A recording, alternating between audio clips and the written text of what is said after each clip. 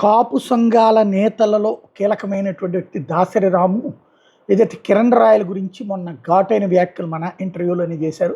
అసలు అతను కాపు ఎలా అవుతాడు? మహారాష్ట్ర నుంచి వచ్చి సెటిల్ అయినటువంటి ఫ్యామిలీ వాళ్ళది తిరుపతిలో. అతను కాపు ఎట్లా అవుతాడు, ఏ విధంగా అన్నటువంటి తెలియదు అన్నటువంటి పాయింట్ మాట్లాడుకొచ్చిన నేపథ్యంలో, లేదు నేను కాపునే, మా కుటుంబానికి ఇదిగో ఇచ్చినటువంటి సర్టిఫికెట్, రెవెన్యూ శాఖ ఇచ్చినటువంటి సర్టిఫికెట్ ఇదిగో అన్నటువంటి ఆ సర్టిఫికెట్ని ప్రొజెక్ట్ చేస్తూ కిరణ్ రాయల్ ఇలాంటి ఆరోపణలకి సమాధానం ఇదే, అధికారిక సమాధానం ఇదే అన్నటువంటి పాయింట్ని తేల్చి చెప్పుకొచ్చారు. అదే సందర్భంలో విమర్శలు అనేటటువంటి సహేతుకంగా ఉండాలి తప్పించి ఎక్కువగా మాట్లాడితే సమాధానం చెప్తానంటూ ఘాటుగా వ్యాఖ్యానించుకొచ్చారు. అందరూ నమస్కారం, నేను మీ కిరణ్ రాయల్. ఈ వీడియో నేను జనసేన పార్టీ నేతగానో ఒక జనసేన పార్టీ కార్యకర్తగానో ఈ వీడియో ఇవ్వట్లేదు. ఈ వీడియో ఒక కాపు బిడ్డగా, కాపు నేతగా ఇస్తున్నా. ఈ వీడియో ఎవరికి ఇస్తున్నానో అర్థమవుతుంది. కాపు ద్రోహులు, కాపు పేరుతో మా పార్టీలోనే కొంతమంది మా పవన్ కళ్యాణ్ గారి మీద విమర్శలు చేసేవాళ్ళు, అలాగే వైసీపీ నేతలతో కలిసి జనసేన పార్టీ కోసం కష్టపడి పనిచేస్తున్న కాపు బిడ్డలపైన మీరు చేస్తున్న కాపు దాడి మీద ఈ వీడియో ఇస్తున్నా. దాంట్లో ముఖ్యమైన ఒక వ్యక్తి ఉన్నాడు, అతని పేరు దాసరి రాము రెడ్డి. నేను రెడ్డి అంటే బాధపడతాను కాబట్టి దాసరి రాము గారికి పంపిస్తున్నా. అయ్యా దాసరి రాము గారు, మీరు ఎంత పెద్ద మనిషి మీకు తెలుసు. మీరేమి కాపు కులం కోసము ఉద్యమాలు చేసి పాకిస్తాన్ బార్డర్లో ఉగ్రవాద ఉద్యమాలు చేయలే. మీరు కాపు కులాన్ని వాడుకున్నారు.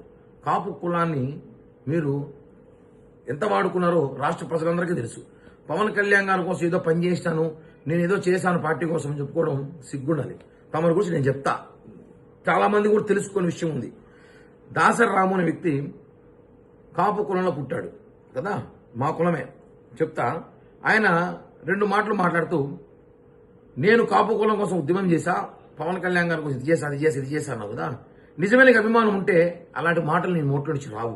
ఎవడో మాట్లాడిస్తేనో, ఎవడో డబ్బులు ఇస్తేనో మాట్లాడాలని ఖచ్చితంగా చెప్తా. ఎందుకంటే అదే కులం పుట్టి నేను కూడా చెప్తున్నా, జనసేన కోసం, పవన్ కళ్యాణ్ గారి కోసం మేము అనేక ఇబ్బందులు పడి కేసులు పెట్టుకుని జైలుకు పోయి పోరాటాలు చేసి రోడ్డుపైకి వచ్చి చొక్కాలు ఇచ్చుకొని మా ఆరోగ్యాలు కూడా పాడు చేసుకుని ఈ రోజు అధికారం తీసుకొచ్చి పవన్ కళ్యాణ్ గారిని ఒక హోదాగా చూస్తున్నామంటే మేము నిజమైన కాపులం. నువ్వు కాపు పేరు చెప్పుకొని ఎక్కడ మీటింగ్లు పెడితే అక్కడ ఎవడో రూములు పెడతాడు, ఎవడో కార్లు పెడతాడు, ఎవడో టికెట్లు బుక్ చేస్తే నువ్వు వచ్చి మీటింగ్ చేసి వెళ్ళేవాడివి. నీ మనస్సాక్షి తెలుసు. నువ్వు రాష్ట్రంలో ఎక్కడ మీటింగ్లు పెట్టినా ముందు రోజు ఫోన్ చేసి నాకు రూమ్ పెట్టండి, నాకు కారు పెట్టండి, నాకు బస్సు పెట్టండి అనేవాడు నువ్వు కూడా కాపు ఉద్యమకారుడని చెప్పుకుంటుంటే సిగ్గుచేటుగా ఉంది. మీరు మాట్లాడుతూ నిన్న కిరణ్ రాయల్ మహారాష్ట్ర నుంచి వచ్చినాడు అంటావు, నవ్వు వచ్చింది నాకు. నీకు తెలుసో తెలీదో, తమరు ప్రజారాజ్యం పార్టీలో ఉన్నప్పుడు 2009లో తిరుపతిలో తమరు మా ఆఫీసులో ఉండేవారు. ఆఫీస్ ఇన్ఛార్జ్ నాడు చెప్పుకోదురా బాబు, నువ్వు ఆఫీసులో ఉండేవాడివి. ఆఫీసులో ఏం పని చేసేవాడో తిరుపతిలో ప్రతి ప్రజారాజ్యం నాయకుడికి తెలుసు. అప్పట్లో నన్ను కూడా పిలిచేవాడివి. ఏమని తెలుసా? ఫైర్ బ్రాండ్ రాయల్ టైగర్, మా రాయల్ టైగర్ కిరణ్ రాయల్ అని తమరు పిలిచేది. తమరు ప్రెస్ మీట్లో కూడా తిరుపతిలో మాట్లాడే ప్రెస్ మీట్లు నా దగ్గర ఉన్నాయి కొన్ని అవసరమైనప్పుడు ఎవరికి కావాలని ఇస్తాం. తమరు మాట్లాడిన మాటలే. ఆ రోజు మీరు చేసి అతి వల్ల మీ తిరుపతి మీద మా వాళ్ళ మీద పెత్తనం చేస్తున్నారని చెప్పి చిరంజీవి గారు కంప్లైంట్ చేయడంతో చిరంజీవి గారు తిట్టుతో తమరు రాత్రి బస్సుకి పారిపోయారు మీ గుంటూరుకి. ఈ విషయం గుర్తు చేస్తున్నా, ఎందుకంటే తమరు ఏదో ఒక ఇంటర్వ్యూలో మీరు ఏదో తిరుపతిలో మాకు ఏదో చేశారని చెప్తున్నారు కదా. నిన్న మీరు మాట్లాడుతూ మహారాష్ట్ర నుంచి వచ్చినారని చెప్తున్నారు కదా.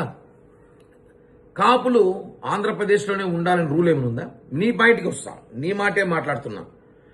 అన్ని దేశమంతా ఉన్నారు, అన్ని రాష్ట్రాల్లో కాపులు ఉన్నారు, బలమైన సామాజిక వర్గం, బలిజలు అన్ని ఊర్లో ఉన్నారు. అంతెందుకు శ్రీలంకకు సంబంధించిన రాజు కూడా బలిజే అని చెప్పి తమరు చెప్పిన మాటే ఉంది, యూట్యూబ్లోకి వెళ్తే వస్తుంది. కాబట్టి అన్ని జాతులు, అన్ని కులాలు, అన్ని దేశమంతా ఉంటారు. ఆంధ్రప్రదేశ్లోనే ఉండాలని రూల్ ఏం లేదు కదా. తమరు మాట్లాడుతూ వేరే రాష్ట్రం నుంచి వచ్చారు అంటే, ఏ రాష్ట్రం నుంచి వచ్చారో తిరుపతి ప్రజలకైతే తెలుసు, తమరు చెప్పాల్సిన అవసరం లేదు. కిరణ్ రాయల్ వాళ్ళ తండ్రి చిన్నపాటి వ్యాపారస్తుడు. అవును, 45 సంవత్సరం మా నాన్న చిన్నపాటి వ్యాపారస్తుడే. ఎవరైనా చిన్న స్థాయి నుంచి ఒక స్థాయికి ఎదుగుతారు. మీలాగా మాకు జిల్లాలో ప్యాలెస్లు లేవు. మాకు మీకు ప్రతి జిల్లాలో ప్యాలెస్ ఉందంట కదా, మాకు ప్యాలెస్లు లేవు. మేము చిన్న స్థాయి వ్యాపారం నుంచి ఈ రోజు ఎమ్మెల్యే టికెట్ ఇస్తే పోటీ చేసే స్థాయికి వచ్చానంటే అర్థం చేసుకో, కష్టపడి పైకి వచ్చాం.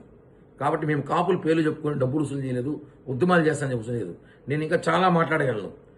ఇంకోటి చెప్తున్నా, ఏదో కాపు కులానికి ఏదో మీరేమైనా కాపు కులము అన్ని కులాలకి బ్లడ్ టెస్టులు చేసి మీరేమైనా సర్టిఫికెట్లు ఇస్తారా?